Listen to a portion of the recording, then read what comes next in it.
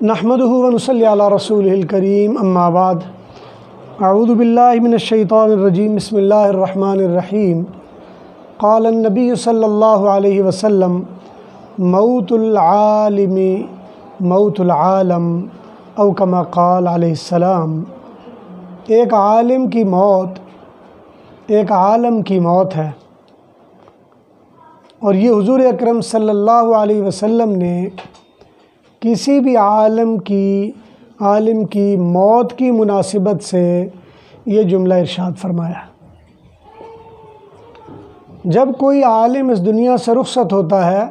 تو گویا وہ ایک جہان کو اس دنیا سے رخصت کر لیتا ہے۔ اس لیے کہ حدیث مبارکہ میں نبی علیہ السلام نے فرمایا کہ اللہ تبارک و تعالی لوگوں سے علم چھینے گا نہیں، لا ينتزعه انتزاعا، بلکہ اللہ تبارک و تعالی لوگوں سے علم کو اس طرح ختم کرے گا کہ بقبض العلماء، اللہ تبارک و تعالی علماء کو لیتے چلے جائیں گے۔ اور پھر ایک وقت آ جائے گا کہ علماء چلتے جائیں گے اور بعد میں جہلاء زیادہ ہوتے جائیں گے۔ ایک وقت آئے گا فرما اتخذ الناس رؤوسا جہالا، لوگ جاہلوں کو اپنا سردار بنائیں گے اور وفتو، ان سے فتوے مانگیں گے،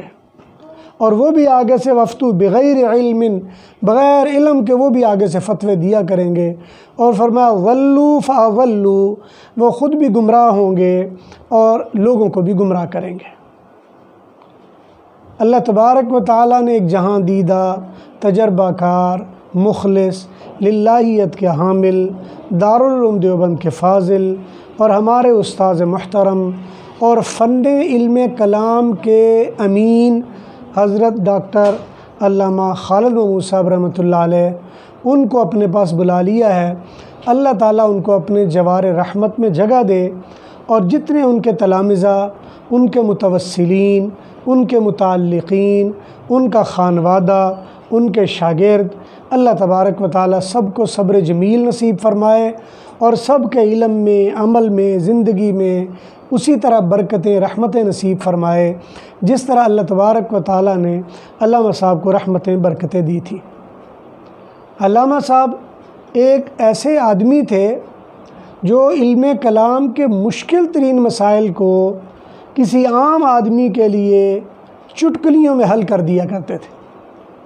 یہ کبھی بھی ان کی نظروں میں مشکل سے مشکل مسئلہ وہ مسئلہ نہیں ہوا کرتا تھا۔ ایک زمانہ تھا تحذیر الناس کے حوالے سے بعض حضرات میں آپس میں بحث چل پڑی کہ مولانا قاسم نانوتوی نے اس میں ختم نبوت کا مسئلے کا انکار کیا ہے، تو علامہ صاحب نے اس وقت اس پر باقاعدہ ایک مقدمہ لکھ کر، اور مولانا قمر الدین سیالوی رحمۃ اللہ علیہ کے ایک مقدمہ لکھوا کر اس کو اپنی نگرانی میں چھپوایا، اور جس کی وجہ سے وہ طوفان جو چلا تھا وہ تھم گیا۔ علامہ صاحب نے مطالعہ بریلویت لکھی، جس میں بریلویت کو یہ آگاہی دی کہ آپ ایسا نہیں ہے کہ گمراہی میں بہت آگے چلے گئے ہو، بعض رواجات ہیں جو تم نے بہت زیادہ ان پر مذہبی لبادہ بنا لیا ہے۔ اور پھر خانقاہوں کی تاریخ لکھی آخر میں، اور بتایا کہ یہ خانقاہیں ساری اصل میں اہل سنت والجماعت تھی۔ 7-8 جلدوں میں مطالعہ بریلویت، اس میں حضرت نے موضوع کو بڑا واضح کیا۔ پھر حضرت نے اسی طرح مختلف موضوعات پہ کتابیں لکھیں، اور ساری ہی کتابیں بیمار ذہنوں کے لیے دوائے شافی کا درجہ رکھتی ہیں۔ حضرت نے جب دیکھا کہ قرآن کے حوالے سے لوگوں میں اہل قرآن کے مسئلے پر بات بن رہی ہے، تو انہوں نے آثار التنزیل لکھی۔ یہ اس وقت ہمارے سامنے یہ 2 جلدوں میں حضرت نے آثار التنزیل لکھی، اور اس میں تقریباً قرآن کریم کے حوالے سے جتنے بھی اختلافات اور مسائل تھے، اور جتنے اہل قرآن کے اعتراضات تھے، یا جو مسائل ناقابل حل نظر آتے تھے، حضرت نے اس میں ان کو حل کر دیا۔ اس کے بعد اہل حدیث کا جب مسئلہ چلا اور لوگوں نے کہا جی عمل بالحدیث ہونا چاہیے، عمل بالفقہ کا کوئی مطلب نہیں ہے، تو آثار الحدیث کے نام سے حضرت نے 2 جلدوں میں کتابیں لکھیں، اور یہ 2 جلدیں حضرت نے خاص طور پر وہ لوگ جو عمل بالحدیث کے حوالے سے لوگوں سے الگ ایک گروہ بنا رہے تھے، اس پر حضرت نے بہترین کام کیا اور آثار الحدیث لکھ دی۔ پھر عمل بالفقہ کے حوالے سے جب مسئلہ پیدا ہوا، آیا فقہ یہ ہمارے لیے کوئی حجت ہے یا نہیں ہے، یا ہمارے لیے قابل قبول ہے یا نہیں، تو حضرت نے ایسے وقت میں آثار التشریح کے نام سے، آثار التشریح کے نام سے فقہ کی جتنی بھی صورتحال ہے کہ فقہ ہے کیا، فقہ کا تعارف کیا ہے، فقہ کی بنیاد کیا بنتی ہے، اور ترک فقہ کے نقصانات کیا ہیں، تقریباً 40 کے قریب مختلف مسائل تھے فقہ کے حوالے سے، ان مسائل کو اور ان کو حل کیا اور 2 جلدوں میں یہ بہترین کتاب مرتب کر دی۔ اور پھر خاص طور پر جب صحابہ کرام کی حجیت پر سوالات اٹھے کہ آیا صحابہ کا شریعت میں کوئی مقام و مدار ہے یا نہیں ہے، تو اللہ تبارک و تعالیٰ نے حضرت علامہ صاحب کے ذریعے سے باقاعدہ صحابہ کرام کے حوالے سے خلفائے راشدین کے نام سے یہ 2 جلدیں مرتب کروائیں، اور ان 2 جلدوں میں ڈاکٹر صاحب نے اپنا بھی کام کیا، علامہ صاحب نے، اور بعض دوسرے حضرات جن میں مولانا عبدالشکور لکھنوی، مولانا ادریس کاندھلوی، اور مولانا شبلی نعمانی، اور مولانا ظفر احمد عثمانی، اور سید احمد شاہ بخاری، دوست محمد قریشی، عبدالستار توسوی، ان حضرات کے جو شذرات تھے علمی، ان کو بھی اس میں جمع کر دیا، اور صحابہ کرام کی حجیت و ثقاہت اور صحابہ کرام کا مقام و مرتبہ واضح اور متعین اور صاف ستھرا کیا، اور یہ ثابت کیا کہ یہ جو بات مشہور ہو گئی ہے صحابہ کے بارے میں، او جی صحابہ سے غلطی ہو سکتی ہے، تو صحابہ بھی انسان تھے، اگر وہ غلطی کرے تو کیا ہوا، یہ اتنا خطرناک پہلو تھا جس کا سدباب ڈاکٹر صاحب نے، علامہ صاحب نے کر دیا۔ پھر مختلف موضوعات پر اہل تشیع کے سوالات یا دوسرے حضرات کے سوالات تھے، ان کو اس جگہ پہ انہوں نے مرتب و مدون کیا، اور ان سوالات کو ایک جگہ پر جمع کر کے یہ عبقات کے نام سے 2 جلدوں میں کتاب بنا دی۔ یہ 2 جلدوں میں عبقات ہے جس میں تقریباً مختلف علمی سوالات اور موضوعات ہیں جس پر علامہ صاحب نے یہ سارا کام کیا ہے، اور یہ بہترین کتاب ہے جس میں مختلف قسم کے سوالات ہیں اور مختلف قسم کے جوابات ہیں۔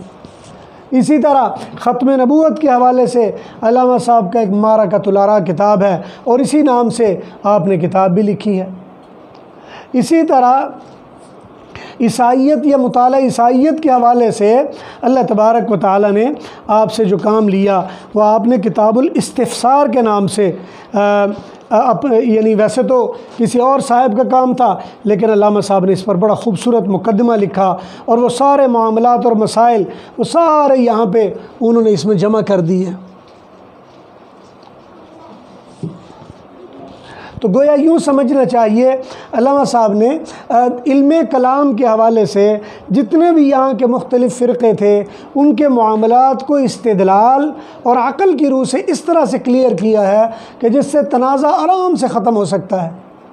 پھر اللہ تعالیٰ نے علامہ صاحب کو خاص طور پر جو لاجک کی اور منطق کا اور طرز استدلال کی طاقت دی تھی، یہ ایسی تھی کہ مخالف بھی آپ کے سامنے بیٹھ کر وہ مخالفت میں نہیں پڑتا تھا، بلکہ وہ یا مان لیتا تھا تو یا وقت لے لیتا تھا کہ اس پر بعد میں بات کر لیں گے۔ اسی طرح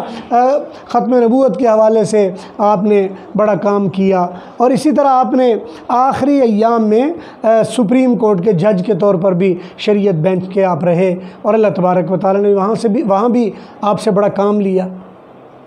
تو یہ آپ کا مقام و مرتبہ تھا تعلیم دینے کے لحاظ سے، خاص طور پر علماء کو تربیتی انداز میں پڑھانے کے لحاظ سے آپ کا بڑا مقام و مرتبہ تھا، اور بڑا آپ کو ملکہ اللہ تعالیٰ نے دیا تھا۔ اور خاص طور پر حضرت مولانا منظور چنیوٹی صاحب رحمۃ اللہ علیہ، اور مولانا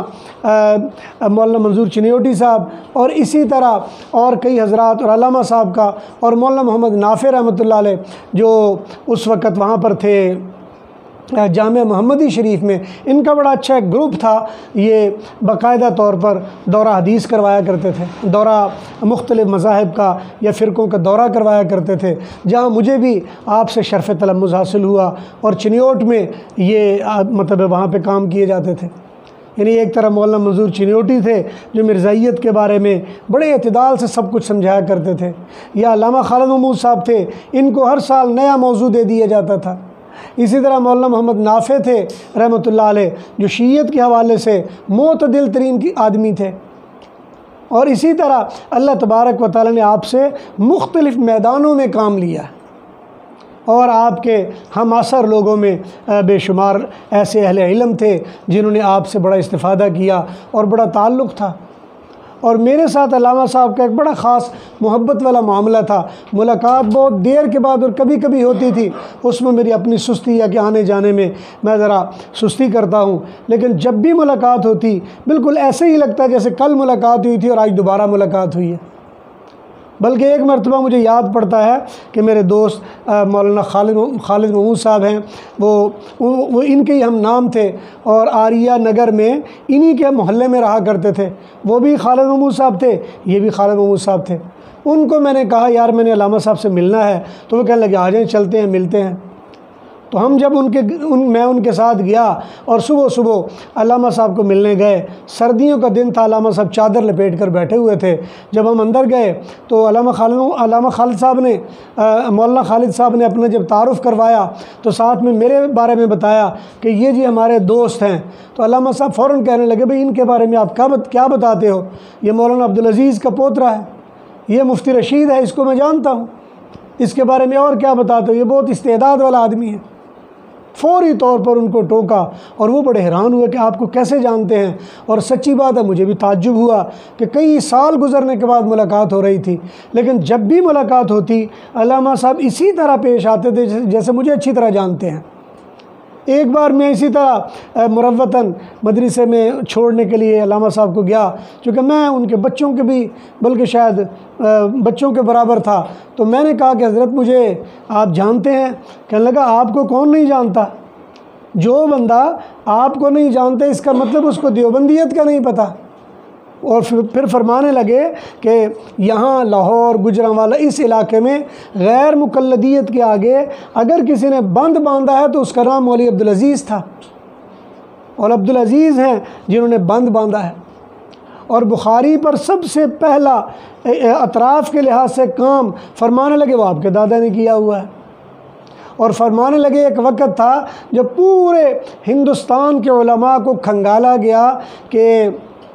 نصب الرایہ فی تخریج احادیث الہدایہ، اس پر تحقیقی کام ہونا چاہیے، کس سے کروایا جائے؟ ہر عالم سے چیک کیا جا رہا تھا، پوچھا جا رہا تھا، اور بالآخر جو دارالمعارف حیدرآباد دکن تھا ان کی نظر مولانا عبدالعزیز پر پڑی، اور ان کو آ کر کہا کہ آپ اس پر کام کر دیجئے۔ اور دادا جی کا وہ کام آج بھی تقریباً پوری دنیا میں جہاں بھی نصب الرایہ چھپتا ہے وہ مولانا عبدالعزیز کے وہ حاشیے کے ساتھ ہی چھپتا ہے۔ بلکہ پہلے تو جب مجلس علمی نے اسے چھاپا تو نام واضح نہیں کیا گیا تھا، لیکن اب سعودی عرب سے وہ 4-5 جلدوں میں چھپا ہے، اور اس کے باقاعدہ ٹائٹل پر عبدالعزیز محدث الفنجاب کے نام سے ان کا نام بھی درج ہے۔ عربوں میں دادا مولانا عبدالعزیز کا نام محدث پنجاب کے نام سے مشہور تھا، جبکہ ہمارے بر صغیر پاک و ہند کے علماء یا علماء دیوبند کے تذکرے میں محدث سہالوی کے نام سے آپ کا تذکرہ تھا۔ اور یہ ساری باتیں مجھے بتانے لگے۔ میں نے کہا مجھے کوئی نصیحت فرمائیں۔ پھر مجھے کہنے لگے کہ اپنے دادا کے راستے پر چلو اور ان کی تعلیمات کو دیکھو، ان کے افکار کو دیکھو، ان سے اپنا تعلق قائم رکھو، اس راستے سے پیچھے نہ ہٹو، اور اب اپنے بزرگوں، اپنے اکابر، اپنے بڑوں کے راستے میں چلنے میں برکتیں ہیں، اور نئے نئے راستے تلاش کرو گے کچھ نہیں ملے گا، سوائے گمراہی کے ہاتھ کچھ بھی نہیں آئے گا۔ اور اللہ تبارک و تعالی نے شاید ان کی دعاؤں، ان کی نصیحتوں کا ثمرہ تھا کہ میرے لیے ایک راستہ سیدھا کر دیا۔ اللہ تبارک و تعالیٰ نے ان کو بڑے کمالات دیے تھے، بڑے بڑے اعتراضات کو چٹکیوں میں حل کر دیا کرتے تھے۔ علماء کی تربیت کے حوالے سے آپ کا خاص مقام و مزاج تھا۔ آخری ایام میں کچھ سالوں سے جامعہ اشرفیہ میں دورہ حدیث میں وہ ایک آدھ سبق پڑھا دیا کرتے تھے صرف وابستگی کے لیے، اور اس دوران بھی ایک آدھ مرتبہ ملاقات ہوئی، اس لیے سند حدیث کی بھی ان سے اجازت لی اور ان سے تعلق قائم کیا۔ تو اللہ تبارک و تعالیٰ ان کو اور ان کے متوسلین کو، ان کے متعلقین کو، ان کے تلامذہ کو، خانوادے کو اور ان کے جتنے متعلقین ہیں سب کو صبر جمیل نصیب فرمائے۔ اللہ تعالیٰ ان کے متبادل ہمارے لیے کوئی نعمتیں ایسی غیر مترکبہ پیدا فرمائے کہ جس سے باقی امت کے مسائل وہ اسی طرح احسن انداز سے حل ہوتے رہیں، اور پھر خاص طور پر اللہ تبارک و تعالیٰ ان کے نقش قدم پر علمی عملی لحاظ سے ہمیں چلنے کی توفیق نصیب فرمائے۔ وآخر دعوانا ان الحمد للہ رب العالمین۔